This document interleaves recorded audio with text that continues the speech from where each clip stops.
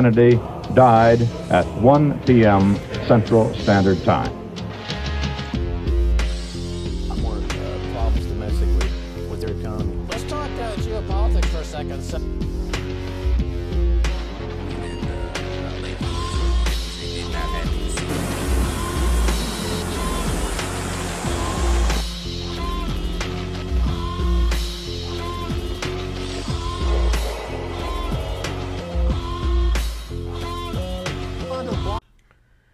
Hey everybody, welcome back to Chaos Incorporated. This is our little podcast.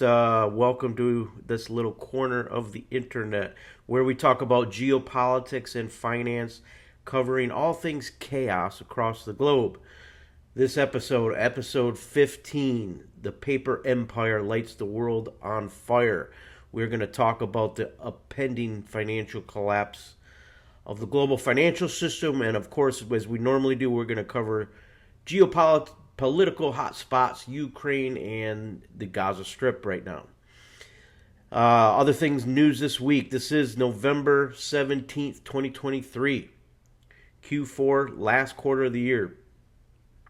United States finds itself in a war in Europe that we're trying to flush right now in Ukraine, and we find ourselves with a massive naval flotilla off the eastern Med, off the coast of Israel, trying to deter Iran and Hezbollah from escalating this crisis, which is basically an existential crisis in the Middle East for a lot of countries. We'll get into that. Back to the financial side, stock market was up this week. Inflation was expected to come in at 4.1%. The actual number came in at 4%. Dow instantly skyrocketed 500 points. This is delusion land, folks. This is still 4% on top of the previous huge increases year over year since COVID, right? This is just compounding, right? Look up compounded annual growth. The numbers are skyrocketing. Yes, overall the rate of change of inflation is going down. You are starting to see, we're going back to like COVID levels, pre-COVID levels. A lot of the bubble is popping. So things in real estate, commercial real estate is down. You're getting 80% discounts in some cities like San Francisco, St. Louis, Chicago, 60 to 80% discounts. It's getting very little media coverage. It's actually shocking. I mean, some of the prices that these buildings are now going for. Home prices, while still stable because of lack of supply, in some areas like down here in South Florida, I'm seeing huge drops. Like we're going back to pre-COVID. Similar levels, not quite at the lowest levels because you've got so many people coming in here.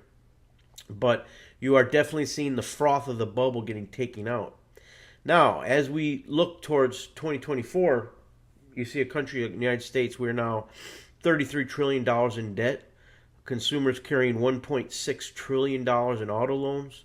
They're carrying $1.1 trillion in credit card debt. These are all records. They're carrying massive student loans. We're now at $1.7 trillion in student loans. Okay?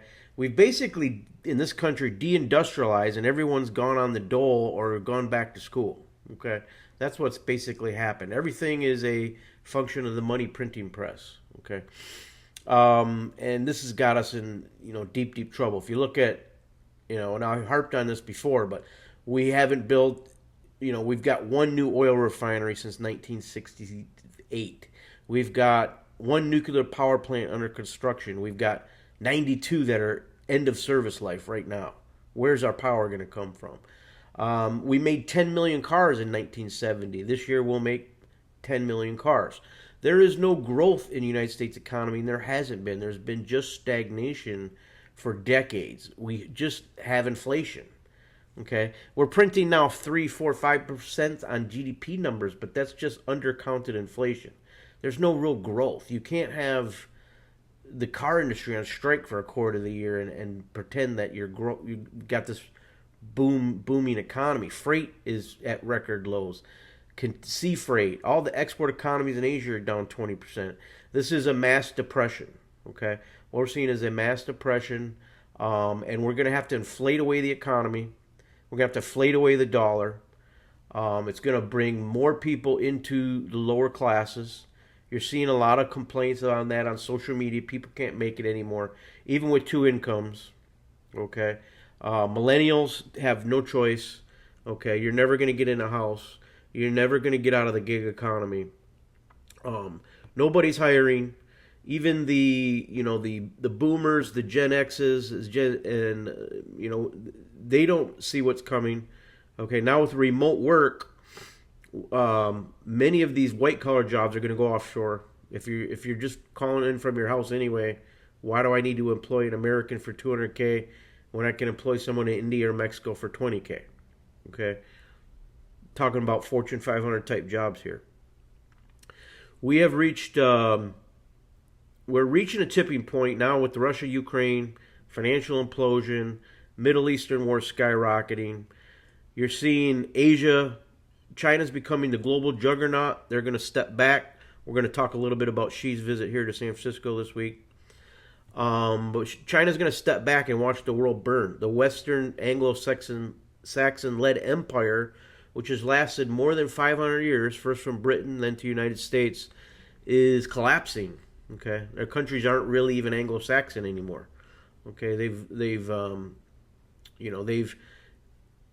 lost their way in terms of the original inhabitants. That's gone. The Western civilization is collapsing. All that history and the scientific industrial revolution, it's all collapsing now on itself.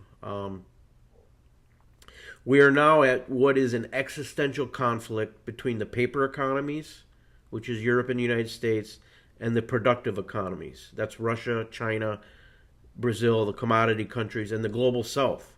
Okay, you see the global south is now banding around the China, Russia, Iran axis.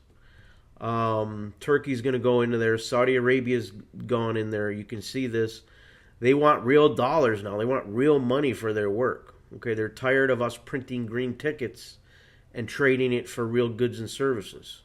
Okay, the war in Russia basically ended all this. This led us on a, we talked about, many of us have seen this coming for a decade or more. The de-dollarization. You can't live in a deindustrialized printed economy forever. Okay, eventually that ends. If something's unsustainable, it will end. It eventually does end. Okay. But what we're seeing now is the world monetary orders is in fiscal orders coming to an end.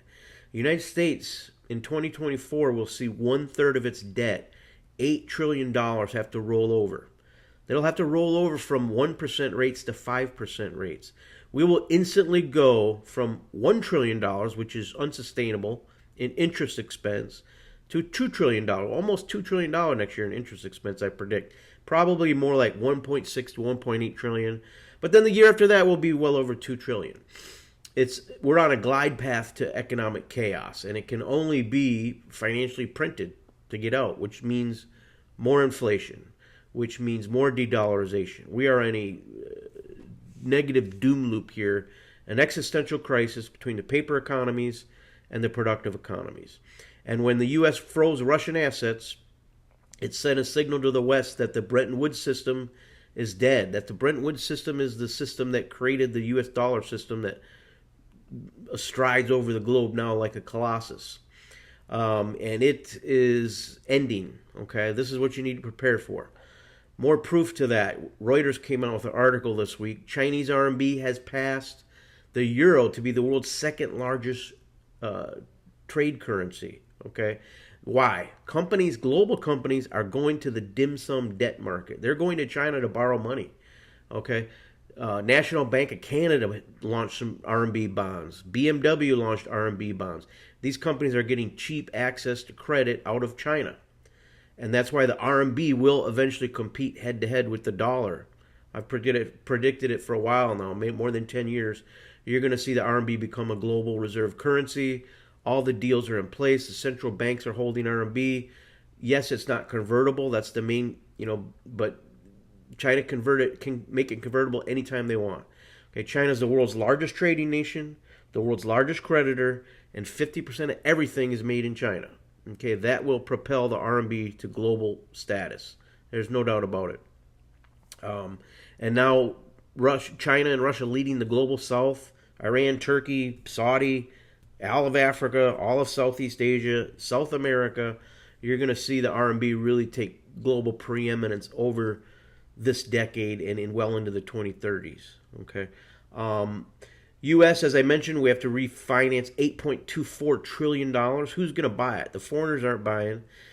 Our regional banks, which we've asked to buy all this debt, imploded this year. They had to get bailed out because of this debt. You know, when you buy a global bond at 1 and 2, 3% interest, and then it's at 5% interest later, you've lost money. Okay, it's down 30-40%. Estimates are of $1 trillion in negative debt that the global bank, the domestic regional banks in the United States are sitting on, that are money losses they have yet to market book to book. Okay, so that's what's going on. The financial system, until U.S. brings back manufacturing, hardcore domestic manufacturing, steel, autos, build out nuclear plants, all this is going to cost massive capital. You may as well rebuild it while you're destroying your currency.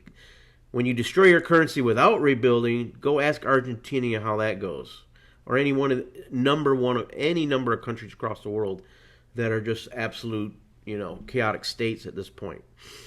In the U.S., we are moving towards the chaotic state. We're moving towards the boiling point. The proverbial frogs in the pot of boiling water that don't see it coming.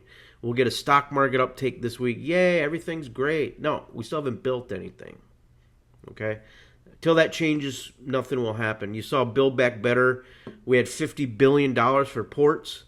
And then you find out that's not actual port construction. That's for consulting contracts for Washington, D.C. lobbying firms to study what we need to do about the ports, not to actually build new ports. So D.C., you got elections coming up in 2024. Expect mass chaos there. Anyone's guess what's going to happen on that. I don't believe Biden's going to run. There's no way they run him again. There will be an October surprise of a new candidate for next year for the Democrats.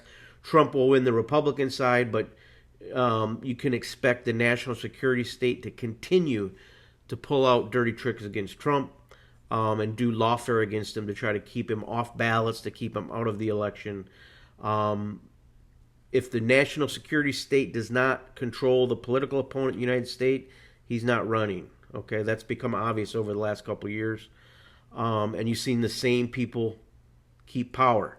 Talked about Xi's visit this week. No big news out of Premier Xi from China, his visit. I was expecting Boeing to get some orders. They haven't had any orders since 2018 from the world's largest aviation market. Didn't happen. China's out in the media saying this was a great event. Of course, they're going to back up Xi's trip. Wasn't all for nothing. But very little happened over on this side. You are seeing more of a detente now. You're trying to see U.S. unfreeze relations with China to get things back on track.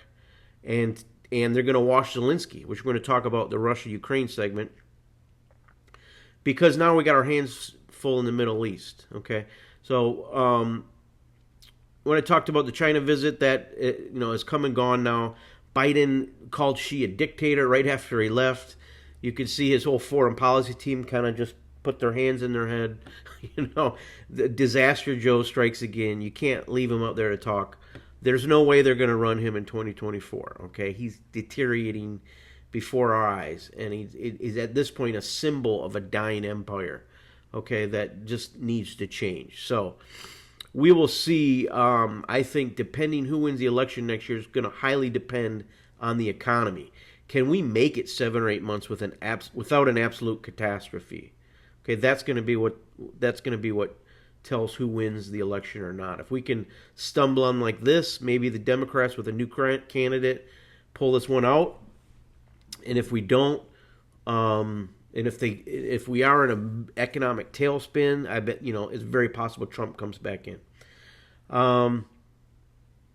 That covers the Xi visit. That covers the financial calamity awaiting us in the chaotic estate of the United States fiscal side.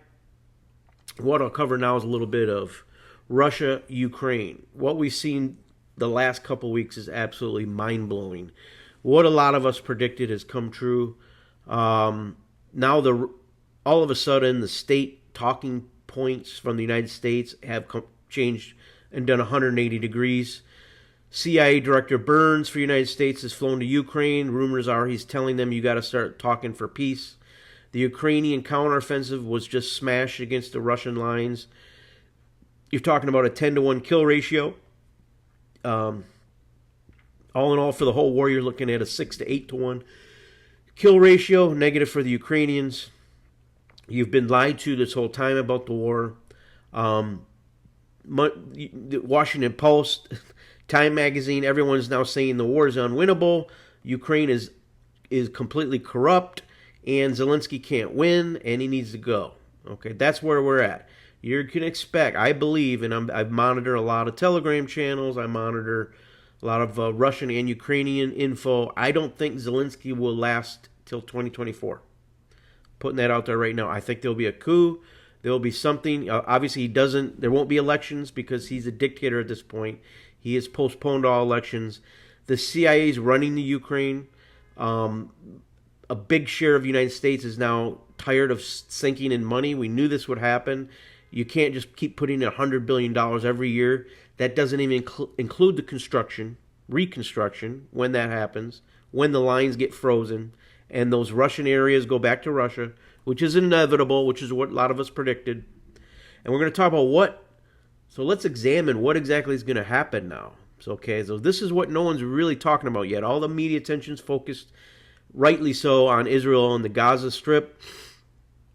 But what's still happening where Europe's largest country is at war with Europe's second largest country? A little bit important. What's going to happen is Russia's going to take back the 4 breakaway provinces, Donetsk Republic, Lugansk, Crimea, Zaporozhye. And what do they get with that? They get about a population of 10 million people. They get back they're all Russian speakers. Okay, they voted pro-Russia previous elections. But they also are getting about 20% of the world's titanium reserves. That was the major area that exported about 1/5 of the world's iron ore. That was the steel-making area of Ukraine. That's where all your technical engineer guys are. That was apparently they're sitting on massive lithium reserves, massive gas reserves that might be the second largest in Europe that have never been exploited. This is all going to go back to Russia, okay? And as it should have been, without losing 500,000 Ukrainian lives. When the war went on from 2014, eventually the war started, and I think history will tell the truth why it started, was that the United States wants to play games. They wanted to overthrow Putin. They've sunk hundreds of millions of dollars into Ukraine to use it as an aircraft landing carrier against Russia to try to overthrow Putin, send Russia back into chaos so we can go back and grab all the resource companies like we had pre-Putin, okay? When 7 oligarchs controlled half of Russia's GDP. I was around back then. I knew how poor Russia was. I spent a lot of time on the Russian border there in China, okay? Spent some time in Russia, mostly in the Far East. And it was a disaster pre-Putin. People don't realize that. That's why people love Putin. Because Russia needed a czar. It needed a strong hand. Democracy wasn't working. Okay, democracy meant oligarchs controlling most of the economy. Okay, that's what Washington, D.C. and the people controlling our money strings here want to have happen. Okay, the banks want to go back into Russia and own everything. Okay, they already run Ukraine. Okay, the state gas company that was, Hunter Biden was on the board. They were about to go bankrupt when the Gazprom 2 comes online. The old Soviet gas network that mostly runs through Ukraine would stop, and they were about the billionaires, oligarchs in Ukraine would lose that money flow. So there were guys on their board and their friends in D.C. helped bomb Gazprom, gas in the Nord Stream 2. So we took out a competitor for them and tried to keep the old gas network running through the old Soviet channels and keep the cash flow going. That's what 500,000 Ukrainian young men died for. The Ukrainian youth died for, essentially. That, and to try to control the Russian-speaking areas of Ukraine. These were borders drawn in 91. If we had adults in the room, diplomatic adults, we could have averted a lot of bloodshed in what they call the bloodlands of Ukraine. So what's going to happen now? There will be a peace settlement. The Zelinsky government will collapse, and when it happens very quickly. There will never be a pro-Ukrainian, a pro-Russian government in Kiev. Won't happen, and I don't think Russia expects that. You can see how Russia has moved. They have not moved to take Kiev. They've not moved to take Poland. All this nonsense predictions out there. What they have done is they want the Russian-speaking areas. They went in to protect the Russian-speaking people that wanted to learn in Russian, and there was a civil war going on from 2014. So they went in to protect those people. They will take those areas back, and they will keep Crimea. Okay, our guys in D.C. play these games. They want Crimea. They've been thinking, if we get Crimea, Russia has no Black Sea naval port. They're done as a global superpower. We win. It's freaking nonsense. That's never going to happen. Okay.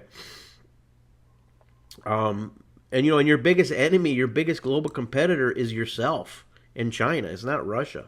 Russia doesn't have an economy to compete against the United States. Okay, so that's where we are. What will happen? You're going to see when the money stops. What happened in Afghanistan? You saw when the money stopped flowing and the pallets of cash stopped flowing in, all that printed money, that becomes the economy. Everything else shuts down.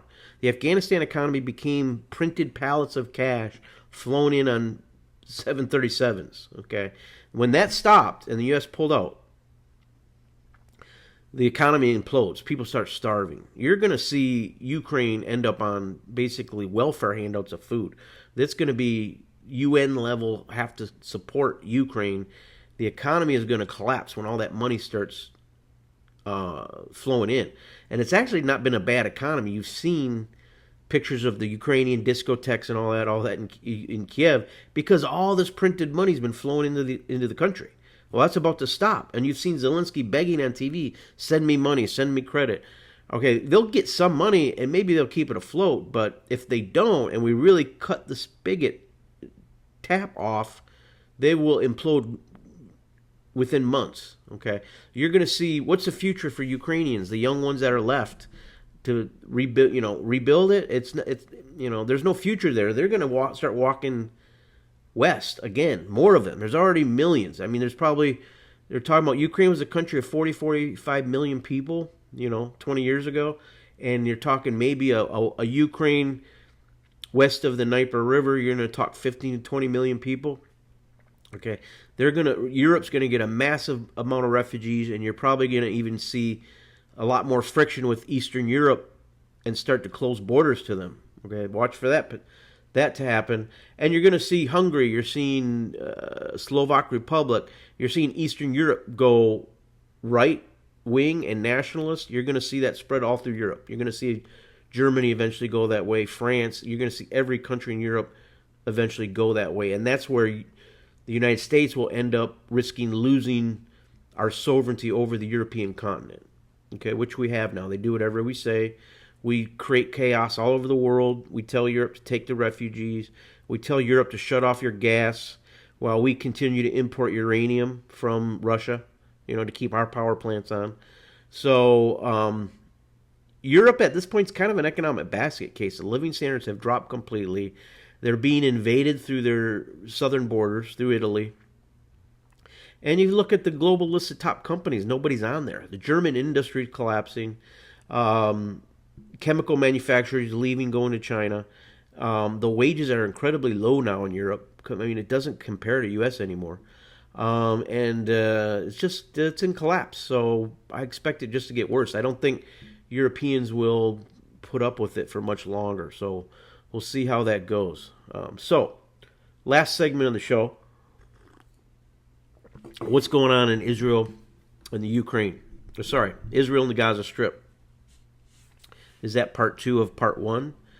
Did Putin work with Iran and tell them go for it? I don't think so. I will say it definitely benefits Russia. There's no doubt about it. I mean, this basically helped them win the war. We were about to give them another $60 billion funding tranche into Ukraine. But I did forget to mention Russia will want to end this quickly. Russia right now is producing more ammunition every month than NATO and the United States does all year. Okay. However, the United States has put in a lot of money into ammunition plants. We're going to be doubling and tripling capacity of ammunition, like 155 millimeter shells. So all of that eventually will be able to get to Ukraine. So I don't think Russia wants to take the moment where they have the lead in production and guys on the ground to make a settlement in the Ukraine. So I think that will spur us towards peace. Israel is another story. I predicted last show, and from when October 7th happened, that we're not going back to the status quo. People are using normalcy bias here. Okay, people are thinking, what, Israel's gonna get rid of Hamas and then rebuild all the apartment buildings in Gaza Strip and invite everybody back? It's not gonna happen. You're gonna get 2 million Palestinian refugees pushed south into the Sinai Peninsula. The United States will pay for it. We'll pay for the refugee camps. IMF might forget Egyptian debt. That's already being surfaced as a proposal. Okay.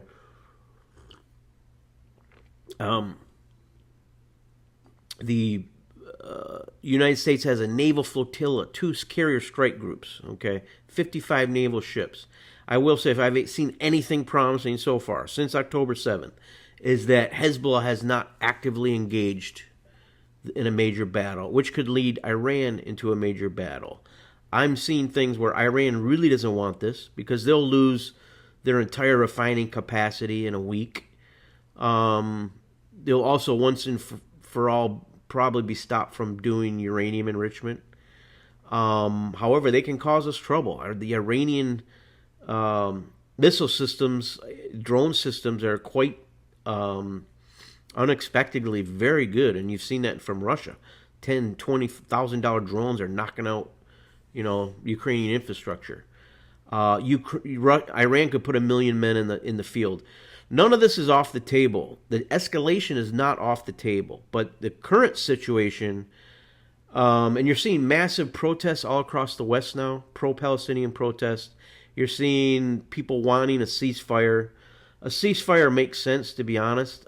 Keep going after Hamas, but just leveling buildings and hospitals is not fair for civilians. We have to get civilians out of there. The death toll already is over 10,000 of Palestinians. I predicted from this beginning we're going to see 100,000 dead Palestinians before this is all over. And you're going to see 10 to 20,000 Israeli deaths. I don't know how well the Israeli IDF is performing. It seems to be doing pretty good. They've cut the Gaza Strip in half. They've encircled it. I do see a lot of video of Israeli armor getting taken out. But with the internet lockdown, it's hard to say exactly what's going on right now. So I wouldn't speculate if they're doing really well, if they're not doing well. Did Hamas really prepare for this eventuality? Were they just trying to grab a couple hostages October 7th and got lucky, and somehow the Israelis stood down for 6 hours, and they ended up just going on a barbaric, savage killing spree and shocking and traumatizing Israeli nation and worldwide, the Jews worldwide, and that will obviously going to lead to the counteroffensive. So maybe they didn't plan on this. Maybe they did. I think if they did, I think Hezbollah would be more actively involved at this stage, but they're not. Hezbollah doesn't have the size to go in to Israel. They're 10, 20,000, but they've got 150,000 rocket forces. I think the moment that does happen by Hezbollah, I think we take them out completely. We take out southern Lebanon. That'll be the Americans that take out southern Lebanon completely. Then we risk Iranian counteroffensive, especially against naval targets. You've seen U.S. bases struck by rebels in Iraq, Syria and Iraq, and the escalation grows. Okay, the the press release is getting sterner and sterner. We do seem to be heading for kinetic action in Israel and the Gaza Strip. I will say tentatively that it hasn't kicked off completely yet in these last 6 weeks or so is a good sign, but we need to get what's the end game here. As I mentioned, if it's to push 2 million Palestinians into the Sinai Peninsula, we don't know where the escalation goes. We don't know how far it goes, how high it goes. As I mentioned last episode, if Israel gets taken out, and there are players in the region that could take Israel out, Turkey, countries like this, you see Erdogan, publicly lambasting Israel. However, behind the scenes at the Arab Summit, he's working with UAE and Saudi to block any concrete proposals against Israel. But Turkey, these guys are the only ones that could actually do anything. They have the largest drone force in the world, 2 million men under arms. Iran has 1 million guys under arms. Everyone else are really just bit terrorist level players. But how this ends, I don't think anybody knows. So that's where we're really at. So if anyone predicts how they know this will end, they're lying to you, and we don't. And that's why every week we'll continue to bring you updates from the Chaos Inc. channel. Please tell your friends. Please subscribe. Get the word out there. We're trying to grow the channel, and we'll be back weekly with new episodes. Hope you have all a good weekend. Any suggestions for the show, let us know. We're going to start getting guests on here, and we'll talk to you soon. Have a great week. Take care. Bye-bye.